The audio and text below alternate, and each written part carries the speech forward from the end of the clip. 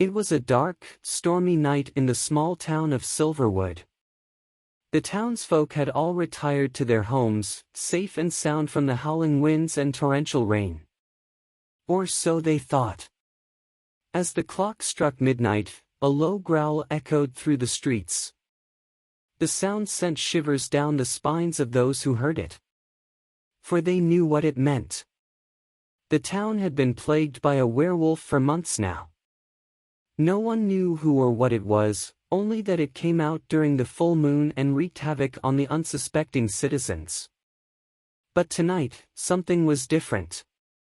The townsfolk heard a howl that was louder and more ferocious than ever before. They huddled in their homes, praying that they wouldn't be its next victim. As the moon reached its zenith, a bolt of lightning illuminated the streets. In its brief flash, a figure could be seen in the shadows. It was larger than any wolf the townsfolk had ever seen. And it was coming closer. Suddenly, the creature burst out of the darkness, charging down the main street. Its eyes glinted in the moonlight, filled with a hunger that could not be quenched. The townsfolk scrambled to hide as the creature rampaged through the town. Doors were smashed open, windows shattered. But the creature seemed to have a singular focus, heading straight towards the town square. As it reached the square, it let out a blood-curdling howl. The townsfolk watched in horror as the creature began to change, its form contorting and twisting until it was no longer a wolf, but a man. The man fell to his knees, clutching his head in agony.